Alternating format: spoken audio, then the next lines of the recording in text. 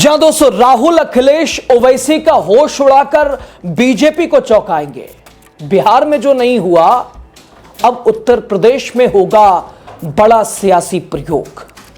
दोस्तों राहुल गांधी और अखिलेश यादव ऐसा क्या करने वाले हैं, या कहिए क्या कर सकते हैं, जिसे एमआईएम असदुद्दीन ओवैसी जानकर चौंक जाएंगे, बौखला जाएंगे, हिल जाएंगे, एक तरह से फंस जाएंगे, सोच में पड़ जाएंगे, सारे रास्ते बंद हो जाएंगे, कुछ नहीं समझ आएगा। अब तक दोस्तों ओवैसी के बारे में यह दावा होता रहा है कि ओवैसी तो बीजेपी की बी टीम है और बी टीम के तौर पर ही बीजेपी को फायदा पहुंचाने के लिए सियासत करते हैं, बीजेपी को कोस कर वो बीजेपी को ही फायदा पहुंचाते हैं। अब दोस्तों मैंने जब इसका विश्लेषण किया तो इसी के आधार पर मैं कह रहा हूं कि राहुल गांधी और अखिलेश यादव उत्तर प्रदेश में एक बड़ा प्रयोग राजनीति की जमीन पर ओवैसी के साथ करने वाले हैं। क्या है ये वो आपको बताएंगे। नमस्कार, आप द राजनीति का विशेष सेगमेंट खबर और विश्लेषण देख रहे हैं। मैं हूं आपके साथ यासूब रजा। दोस्तों महाराष्ट्र के निकाय चुनावों में असदुद्दीन ओवैसी की पार्टी एमआईएम ने सपा के वोट बैंक में सेंध लगा दिया।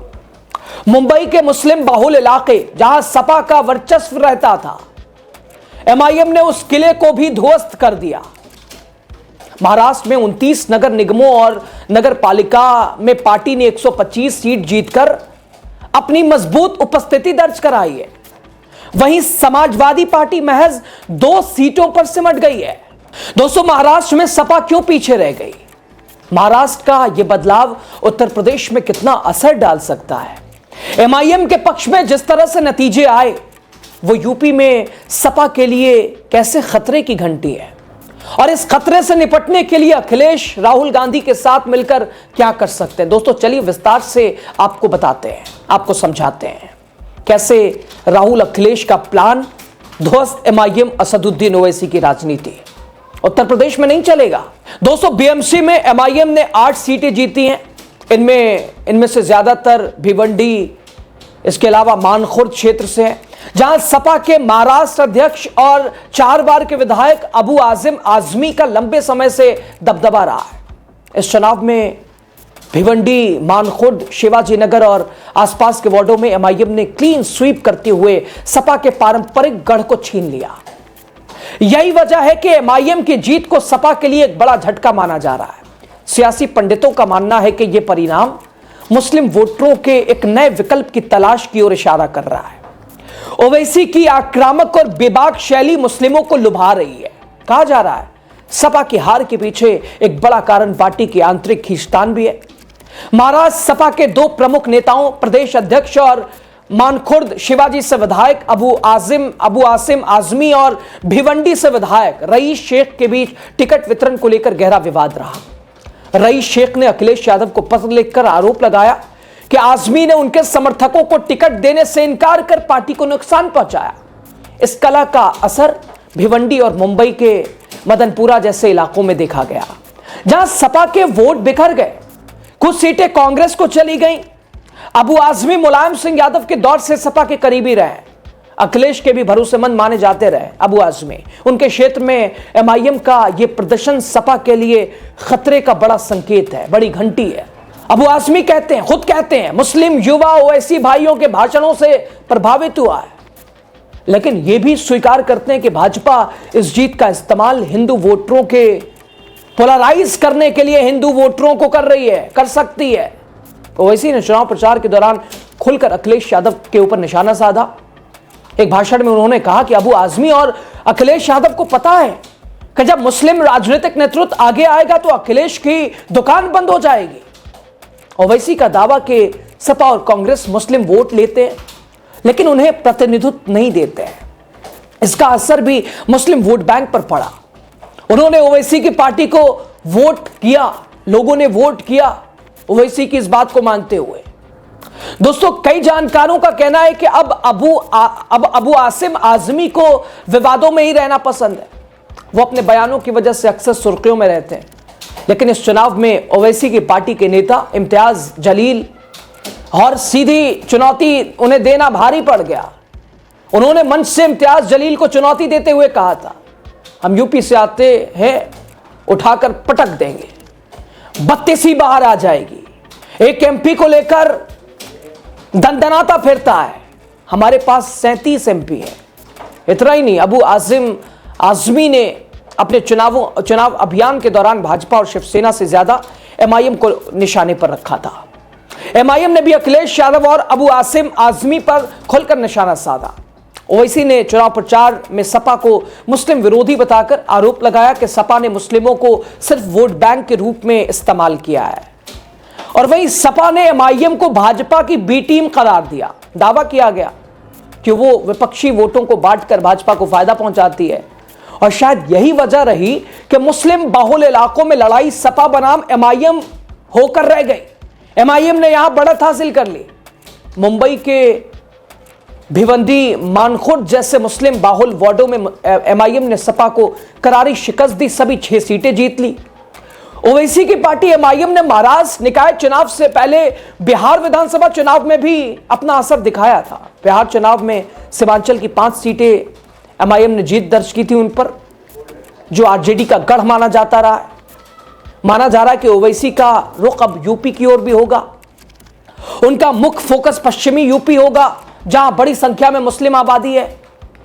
दोस्तों, महाराष्ट्र का यह बदलाव यूपी पर भी असर डाल सकता है, जहां सपा का मुस्लिम वोट बैंक मजबूत माना जाता है। या ये कह लीजिए कि भाजपा को तो देने से रहा, तो ले दे के विकल्प के तौर पर यही अखिलेश यादव समाजवादी पार्टी, समीकरण वैसे ही बनता रहा है। इधर पीडीए, उधर बिहार चले जाइए तो वो एमवाई हो जाता है। दोस्तों, अगर ओवैसी की पार्टी यूपी में अपनी उपस्थिति बढ़ाती है, बसपा भी मुस्लिम वोटों पर दावा करती रही है, तो अखिलेश यादव के लिए मुस्लिम वोटों में बिखराव बड़ी चुनौती बन सकता है, सिरदर्द बन सकता है। हालांकि यह बात अखिलेश यादव को पता है कि वो इस डैमेज को कंट्रोल करने की पूरी कोशिश करेंगे। एमआईएम पहले से ही यूपी में सपा मुस्लिम वोट बैंक को काट रही है। 2022 विधानसभा चुनाव में पार्टी ने 100 सीटों पर चुनाव लड़ा था। यह बात अलग है कि उसने कोई सीट नहीं जीती थी उसने, लेकिन कई जगह सपा को नुकसान पहुंचाया जरूर था। उदाहरण के तौर पर बाराबंकी की कुर्सी विधानसभा सीट सपा 217 वोटों से हारी। यह बाराबंकी की कुर्सी विधानसभा सीट सपा 217 वोटों से हारी, जबकि एमआईएम को यहां 8,541 वोट मिले और सपा हारी 217 वोटों से। समझ आ रहा है ना? इससे भाजपा को फायदा हुआ। दोस्तों, 2024 के चुनाव में एमआईएम ने यूपी में अपना एक भी प्रत्याशी नहीं उतारा था। सपा और कांग्रेस मिलकर चुनाव लड़े, मुस्लिम वोटों का बंटवारा नहीं हुआ। शायद यही वजह है कि सपा ने लोकसभा चुनाव में अपनी अब तक की सबसे बड़ी जीत दर्ज की। कहा गया राहुल और अखिलेश की जोड़ी ने उत्तर प्रदेश में कमाल कर दिया, लेकिन 2024 में एमआईएम ने चुनाव नहीं लड़ा था। दोस्तों, अखिलेश यादव एमआईएम को भाजपा की बी टीम कहते रहे, लेकिन महाराष्ट्र की कामयाबी के बाद अब ओवैसी की पार्टी यूपी में और भी आक्रामक हो सकती है। महाराष्ट्र के नतीजे यूपी में मुस्लिम वोट बैंक की राजनीति करने वाली सपा की चिंता बढ़ाने वाले हैं। दोस्तों, यह तय है कि जिस तरह से बिहार और महाराष्ट्र में ओवैसी ने बढ़त हासिल की है, उसे लेकर अखिलेश यादव कुछ ना कुछ तो रणनीति बना ही रहे होंगे। भाई, हाथ पे हाथ रख के तो बैठे नहीं होंगे। ओवैसी की पार्टी इसका ऐलान भी कर चुकी है कि पूरे दमखम के साथ 2027 के यूपी विधानसभा चुनाव में हम उतरेंगे, लड़ेंगे चुनाव। यूपी में कई ऐसी सीट है जहां मुस्लिम वोट निर्णायक है, किसी को जिताने हराने की क्षमता रखता है। ओवैसी बिहार में इस नैरेटिव को अपने वोटरों के बीच भी सेट करने में कामयाब रहे। वो इंडिया गठबंधन में शामिल होना चाहते थे। दोस्तों, कांग्रेस और आरजेडी उन्हें कम से कम सीटें दे, तो भी ऐसे में उनके लोगों को लगता था कि ओवैसी इंडिया गठबंधन में आना चाहते हैं, लेकिन इंडिया गठबंधन के लोग उन्हें आने नहीं देना चाहते हैं। बिहार में आपने देखा था कैसे प्रदेश अध्यक्ष चले आए थे अख्तरुल इमान ढोल नगाड़ों के साथ, हमें शामिल करो, कानों को खोल वरना खुल जाएगी पोल। अब ओवैसी इसी तरह का ऑफर लेकर यूपी भी आएंगे और गठबंधन में जगह ना मिलने पर उसे चुनावों में प्रचारित भी करेंगे। लेकिन मुझे लगता है अब राहुल गांधी और अखिलेश यादव को पहल करते हुए ओवैसी को इंडिया गठबंधन में आने का ऑफर दे देना चाहिए। राहुल और अखिलेश को पहल करते हुए आ जाइए साहब, स्वागत है। मकसद बीजेपी से लड़ना है, आ जाइए, आपत्ति क्या है? क्यों नहीं इंडिया गठबंधन में ओवैसी को आने? हालांकि और जो दल शामिल हो जाते हैं, कुछ सीट मांगते हैं, ओवैसी भी मांगेंगे, उन्हें दे देना चाहिए। यह प्रयोग राहुल और अखिलेश को जरूर करना चाहिए।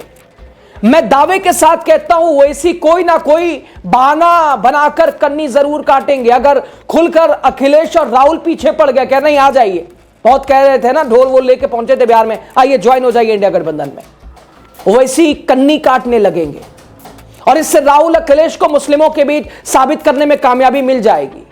दरअसल ओवैसी की पार्टी तो बीजेपी की ही तो बी टीम है और ये इसीलिए तो एमआईएम ने ऐसा विकल्प चुना था कि वो तो जानते हैं कि ये तो शामिल करने से रहे, तो हम कम से कम खाना पूर्ति तो कर ही लें, ये संदेश तो दे ही देंगे कि देख लो ये जानते हैं कि नुकसान इन्हीं को होगा, इसलिए ये शामिल नहीं होने देना चाहते हैं।